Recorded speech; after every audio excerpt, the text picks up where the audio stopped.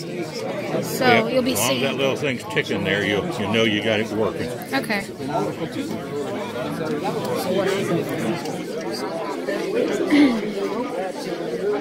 I didn't go. I've never been to one, but I was wanting to go. And this lady right here is the best of the best. Pull me in the back? Okay. When you're going to get me up front?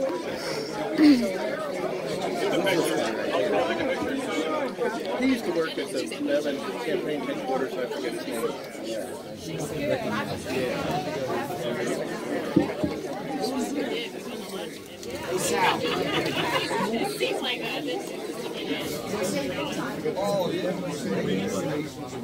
Oh, that's fun. That's really appreciate it. Hey, Mark, would you come up here?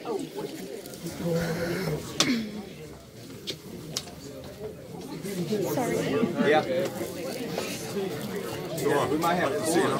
You'll kill it. I should have too.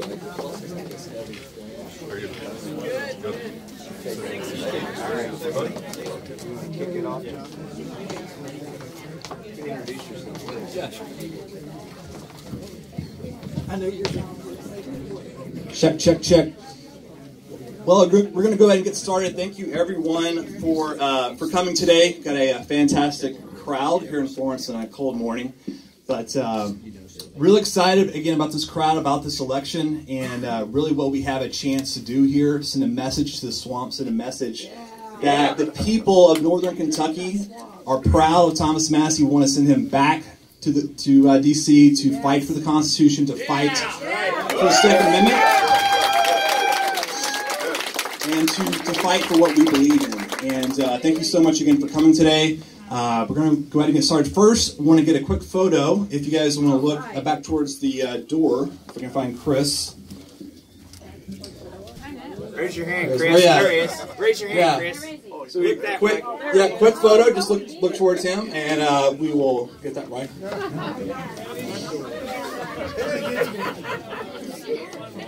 Savannah, look at her.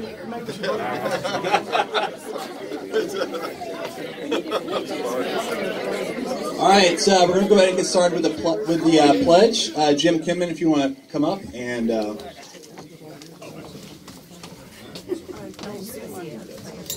There's a flag back there, and there's a flag here. Remove your hats, please. Pledge allegiance to the flag of the United States of America and to the republic for which it stands, one nation, under God, indivisible, with liberty and justice for all. Thank you. I got the patriotic section today. I get to do the pledge and sing the anthem.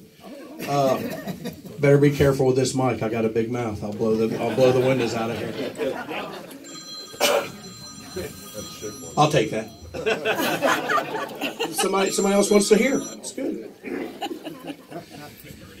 Oh, say, can you see by the dawn's early light what so proudly we hailed at the twilight's last gleaming, whose broad stripes and bright stars through the perilous fight o'er the ramparts we watched were so gallantly streaming, and the rocket's red glare, the bombs bursting in air, gave proof through the night that our flag was still there. Oh, say, does that star-spangled banner yet wave o'er the land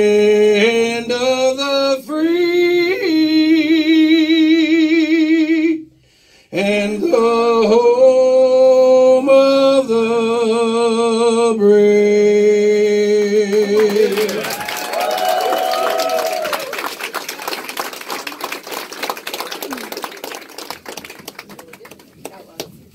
Mr. Stephenson with My Old Kentucky Home.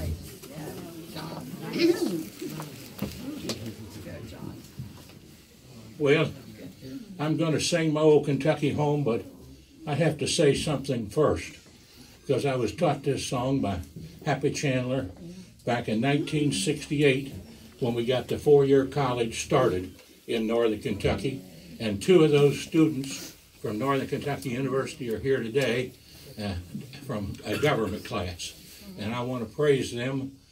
Raise your hands back there, fellas. And those are the young youth of the future, Thomas. And I worked for Congressman John Breckinridge, who represented Northern Kentucky for many years. And I can tell you something. There hasn't been a person in Congress since the days of John Breckinridge with the character and honesty of Thomas Massie. Yeah.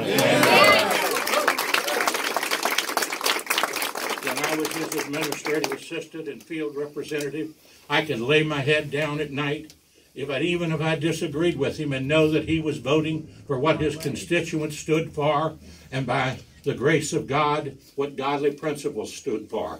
And that's the same way with Thomas Massie and his family. And they know the land. Their land and hands have tilled the soil. They've built the house that they live in. They are people like us, Kentuckians through and through, and believe in the United States Constitution and Article 2, the right to bear arms. Praise the Lord.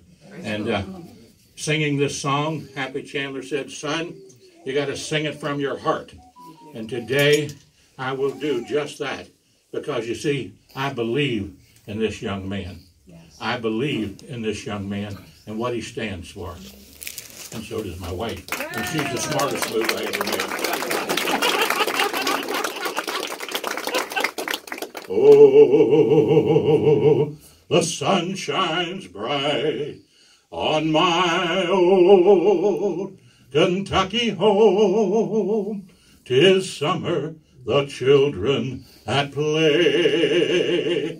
The corn top's ripe, and the meadows are in bloom, and the birds make music all the day. Oh, the little children roll on the little cabin floor, all merry, all happy and bright. By and by, hard times comes a knocking at the door, then my old Kentucky home says good night. Now join in with me. Weep no more, my ladies. Oh, weep no more today. We will sing one song for my old Kentucky home, for my old Kentucky home, far away. For my old Kentucky home, far, far, far away. God bless America, God bless Kentucky, and God bless Thomas Massie, United States Congressman. Go out and vote and work for his re-election, and all of the Republicans, including President Donald Trump and these fine folks here in Beverly. Amen. Amen.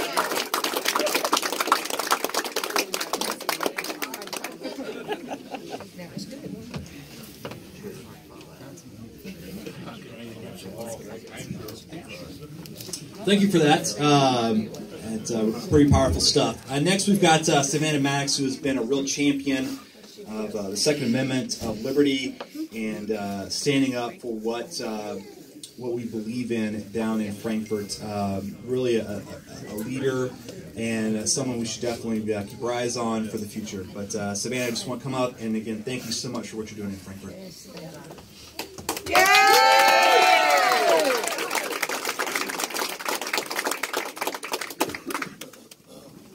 Try to move the mic down, but then I realized, it's just not going to work. I'm too short for it. I am so, excited to look around this room and see how many people there are here today. And, you know, it comes as no surprise, because I think that we are all so very proud of what Congressman Massie has accomplished on behalf of our district. I know that for me, as a legislator, and even whenever I was running for the 61st House seat, Congressman Massie has, in my opinion, served as he has set the standard for principled conservative leadership, in so much as his advocacy for our Second Amendment rights. He's staunchly pro-life, and he has used his time in Washington, D.C. to fight back against wasteful government spending. And something that I have learned in terms of being a legislator that I feel like I've picked up from you, Congressman Massie, is to scrutinize every piece of legislation through the lens of, is this something that expands or contracts the scope and influence of government in our life? Is this something that infringes upon our individual liberties? Is this something that increases spending? And I've tried to objectively look at everything through that lens, because I feel like that's something that I can mirror in Frankfurt that he has done on the federal level. So, you know, I encourage each and every one of you, as we go on into this primary session, to just stand behind Congressman Massie, be willing to make the calls, put up the signs, do everything that you can do, because I am very, very confident that he will prevail with large margins. But at the same time, we need to be there and fight for him like he has fought for us. So without any further ado, I want to introduce Congressman Thomas Massie.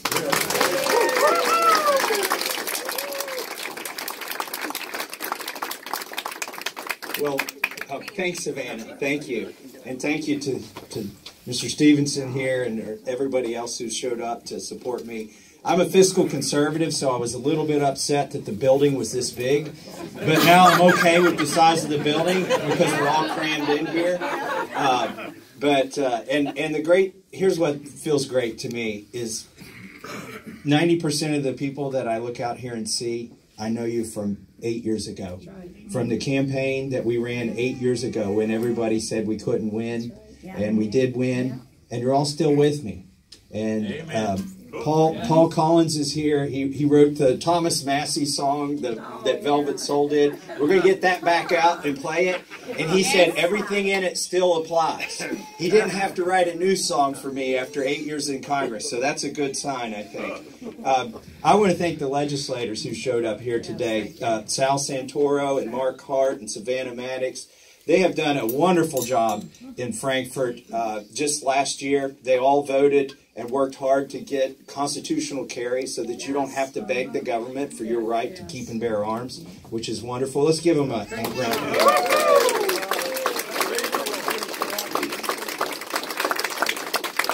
There are, let's see, there's 3 reasons I like to have my office in Florence. Actually, there's a lot of reasons, but I love this Mai Tai restaurant down here. So if you come and make phone calls, and if you like Thai food or sushi, I'm going to buy you some Thai food or sushi. Okay.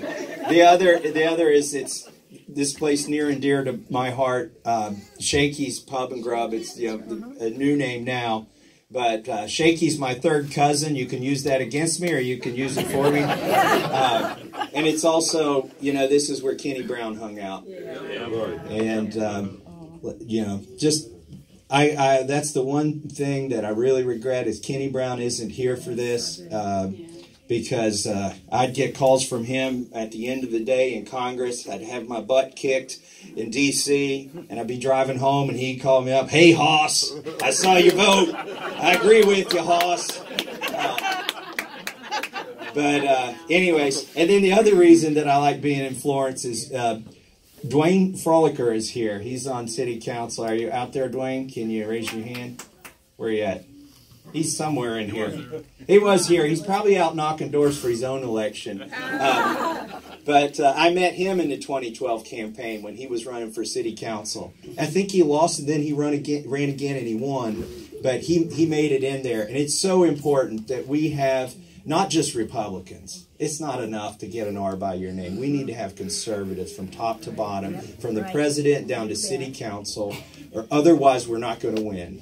This is a battle for the hearts and minds of America. And can I get an amen for draining the swamp? You can get okay. All right. Amen. speaking of draining the swamp, I was at the State of the Union, and I'm usually not a fanboy, but this State of the Union, I camped out on the floor for 6 hours so I could shake the president's hand when he came in the door, and that was very exciting. That was the best State of the Union that I've ever heard. Somebody, you know, I might have been involved in a group that started the chant USA, USA. I might have also been involved in the group that started the chant 4 more years, 4 more years. I was sitting with the troublemakers, and, you know, every time the Democrats did something, we would do something that was louder and better than what they were doing. I might have got carried away, though. I'm pretty sure I stood up and clapped for bills I'm not even going to vote for. I mean, I'm going to have to read them first. They sound good. They sound good when the president mentioned them, but when I read them, we're going to have to see. Speaking of which, you know, here's the thing about you all being my supporters. Somebody asked when I take votes, they said, was that a tough vote to take? I'm like, no, if you read the Constitution, if you read the bill, it was a very easy vote to take. But it's a tough vote to defend. And so you all are going to be asked to defend these tough votes. And don't cower, don't back down, don't say, well, I agree, I like him, but I don't always agree with him or whatever. Understand what it is that they're talking about. And you know, like you just did, pull out the Constitution, right? I do. And show them. There's a reason that was a bad bill. So, for instance, the latest one that the media has taken me to task on, the anti-lynching bill. Did you know? Look in your Constitution. It doesn't say anything about the federal government being involved in trying crimes of murder, crimes of rape, crimes of theft. Those are not federal crimes. And the people that scream at federal legislators and ask them to intervene on that are asking for something very bad and very evil. They're asking for the destruction of our Republican form of government, where you leave those issues to Sal and Savannah and Mark. Those are, and by the way, they've got all that covered. The bill that they wanted me to vote for, the anti-lynching bill in Washington, D.C., these folks didn't want me to vote for it, but the ones in D.C. did, because what they hate, it's like a new car. When they roll one of these crappy bills out, it's like a new car, and if you vote no, you scratched it right off the lot. And they don't want a scratch or a ding or anything on what they think is the perfect bill. But the bill was crud, okay? And it was worse than that. It was redundant. It also elevates the victim status of some victims over the others. I believe that everybody deserves equal justice under the law. So that's just an example of one bill.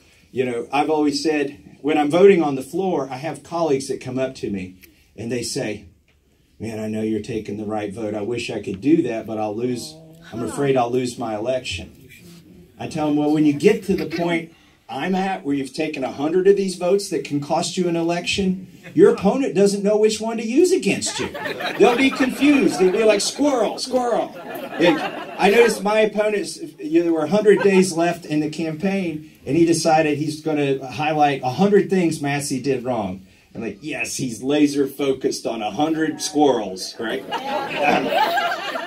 But that's when I go to the floor to vote now, it's rarely ever in my mind, is this going to cost me my next election? And I joke and I say, because there are votes that will already cost me cost me my next election. But in seriousness, that's not what it's about. That should not be on your mind. What should be on your mind is, what do your constituents want? I'm going to show you the voting card that I use, because it's not my voting card. It's your voting card.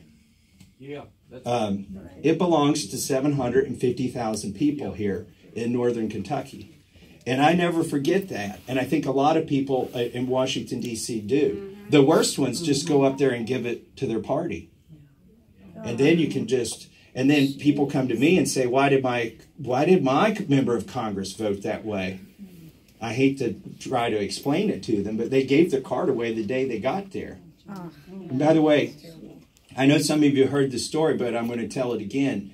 I keep this card in my wallet with my credit cards, and I accidentally gave it to a waitress one day to pay for a meal. And she swiped it and swiped it.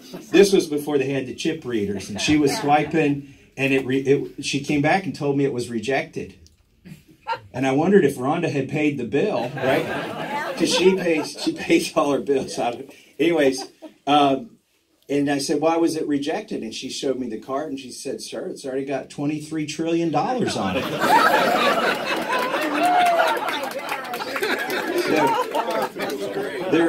By the way, this is your voting card, and this is your pin that I wear in Congress. I'm going to pass it around.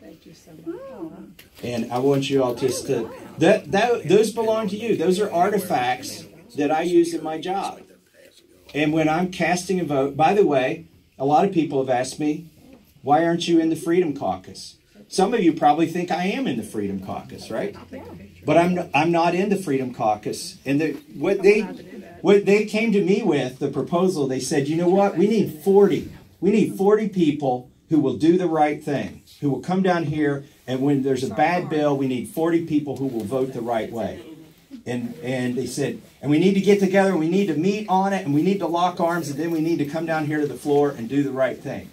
I said, well, if that's your strategy, you only need 39. Because I'll be on the floor. I don't need to go to the meeting. I'll be on the floor. I'll be doing the right thing, and you all come down and join me. And, Amen. So the voting card doesn't belong to the party. It doesn't belong to the Freedom Caucus. It doesn't belong to the president. By the way, this is the best president we've ever had since I've been alive.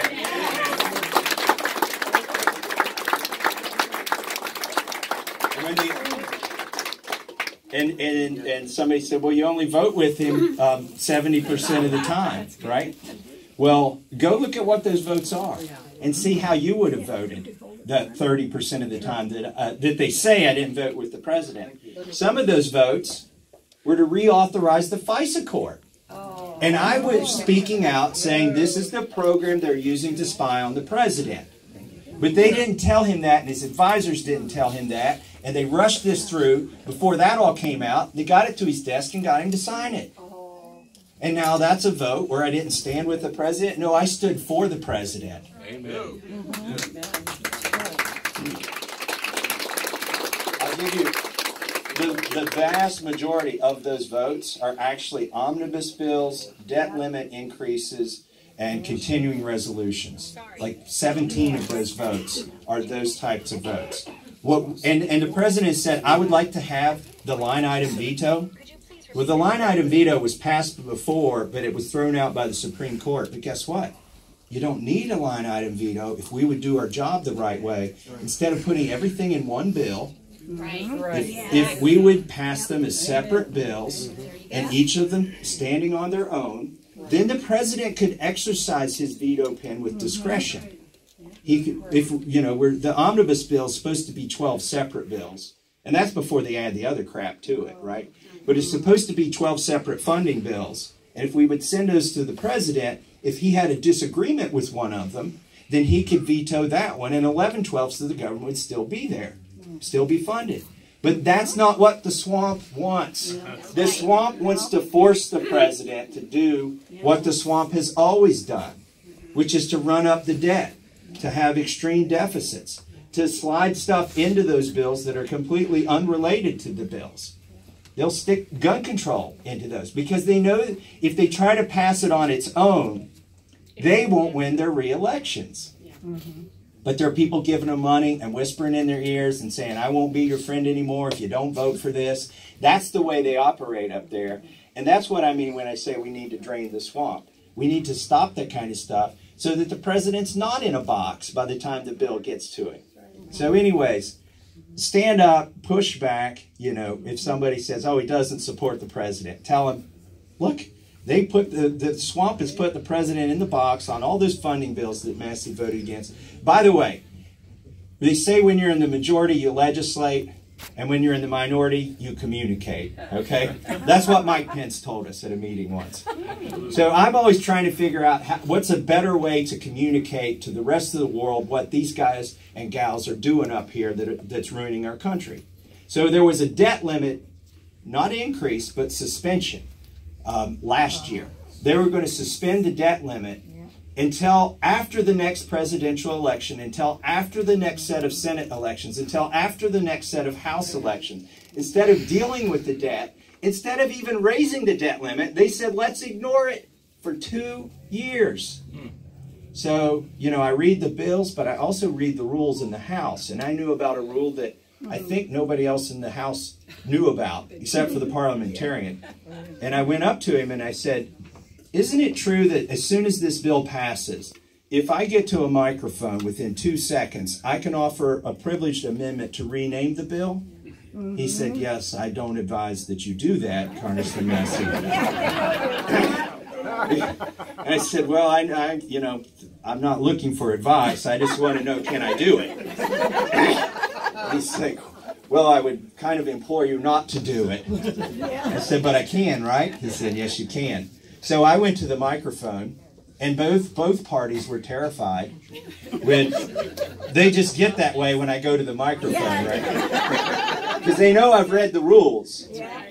And by the way, so much of Congress is scripted. Even the fights are scripted. It's apologies to professional wrestling fans, but some of that's scripted. Anyways, and that's the way it is in Congress. So when you go off the script, you should see the terror in their eyes. They aren't in control. They don't know what's coming next. So I stepped up to the microphone and I said, I have an amendment at the desk. I hadn't showed it to anybody but the clerk like 30 seconds before.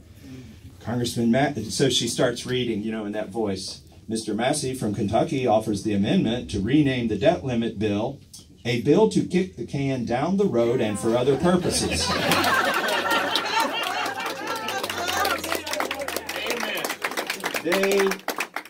They ran up to me. They rushed me, okay? They rushed me, and they said, withdraw your amendment. Withdraw your amendment. I just laughed. I just smiled. I mean, you might as well be friendly about it, right? So I smiled, and they're like, I'm not withdrawing this amendment.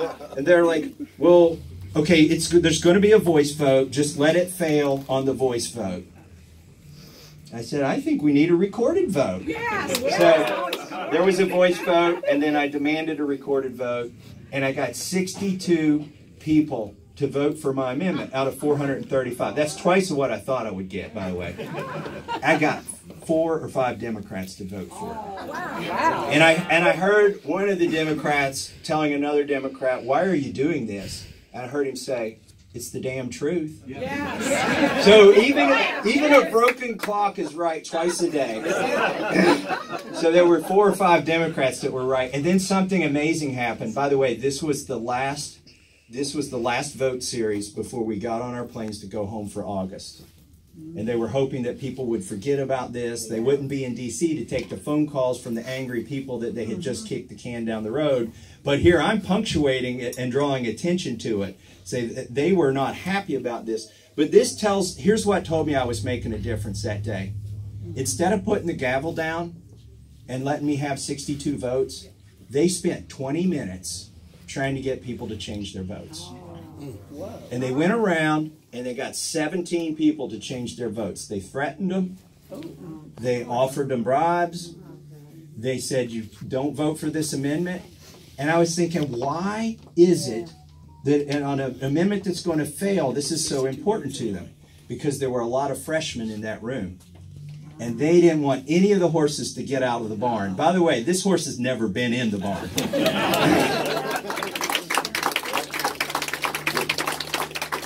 I was about to let 62 horses out of the barn, right? Because if you vote for an amendment making fun of the terrible things that are happening there that day, then it's going to be real hard for you to later vote for a terrible thing once you've stood up once against the swamp. And so they got 15 people to change their vote. And why that's significant, that was the last vote, people were missing their airplanes. Like there were planes taking off while they were trying to change these votes. That's how important it was to the swamp to maintain their cover, to keep all the horses in a barn, to keep all the, ducks in a line. That was what was important to them. But I guess I could go on and on forever about some of the stuff that I've done up there, but it's all about trying to bring transparency, because here's what I've realized.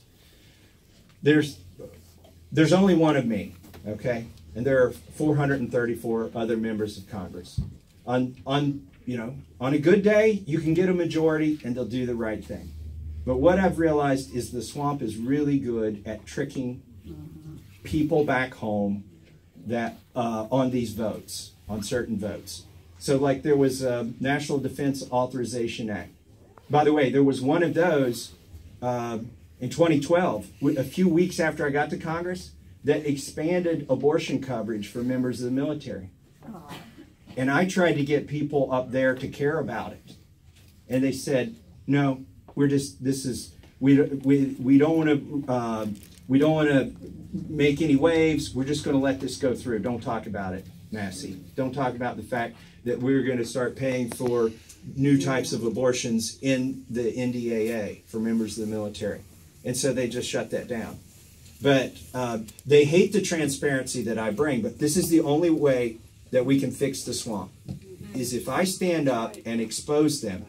Then the other members of Congress have to go home to their town halls. Their Facebook pages light up. Like for instance, on the lynching bill, okay? This is a civics lesson. This is a lesson in the Constitution. This is a lesson about the proper role of state and federal government. So now the other congressmen, yeah, I'm taking most of the heat, and I can take it. But now the other congressmen have people on their Facebook pages saying, why did you squish out? You knew this was better, right? An 8th grade civics book can show you this was a bad bill. Why did you vote this way? And by the way, there were 4 of us that voted that way, but there were actually 7 or 8. There were 8 at one point before the gavel went down, and 4 of them changed their mind and got off of the no answer, even though they knew that was the right answer. But that's what I'm going to do. I mean, you quoted a Democrat, Happy Chandler, right? So I can quote a Democrat too. They told Harry Truman, give them hell. Yeah, he said, I'll give them the truth and they think it's hell.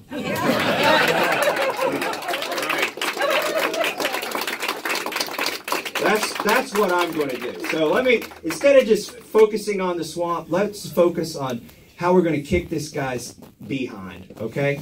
Because we are going to win, and we are going to win big. This is a proxy war. This is bigger than 20 counties in Kentucky. This is about, can somebody go to Congress and vote their conscience for 8 years? Can somebody go to Congress and defend every vote they have ever taken? Can somebody go to Congress and stand up against the lobbyists? Can somebody go to Congress and do what they really believe and do what their people want them to do and still get reelected?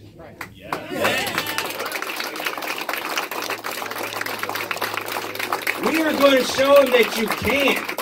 We are going to show them that if you try to stop that person, you're going to get hurt in an election. And just picture this day. It's only, 80 days away? Picture this day. Yeah, we are about 80 days away.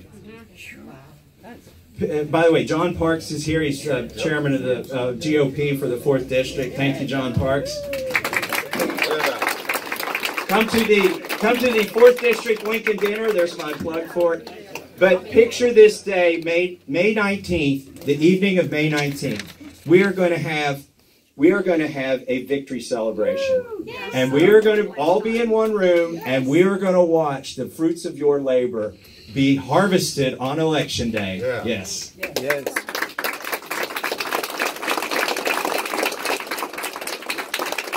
By the way, I don't need Russians. I've got the Tea Party. Right?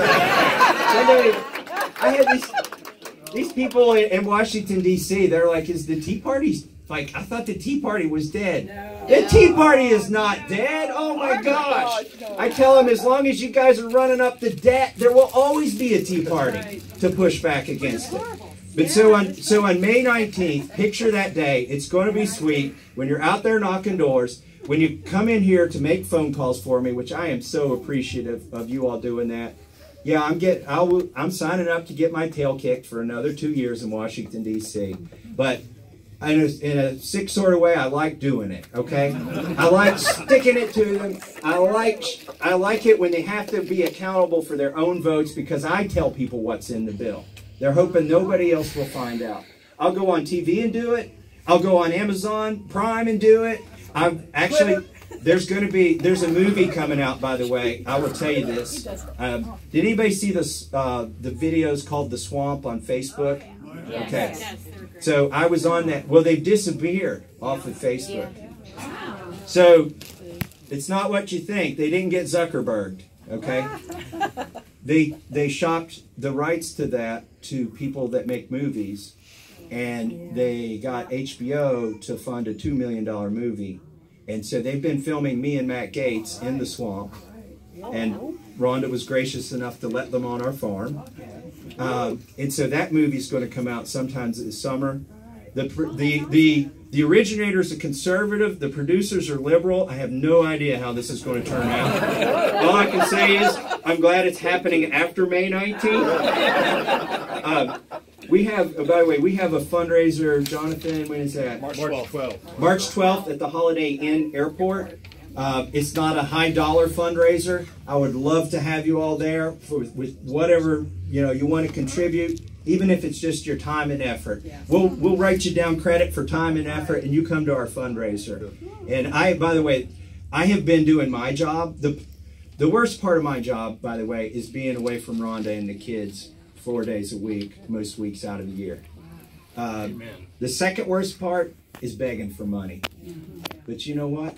To me, it's worth it. I am willing to pick up the phone. I have been dialing for dollars, and I have been raising the money that it's going to take. You all are going to win the ground war, okay? But I'm going to have the money to go on TV, and you're going to have air support in this war.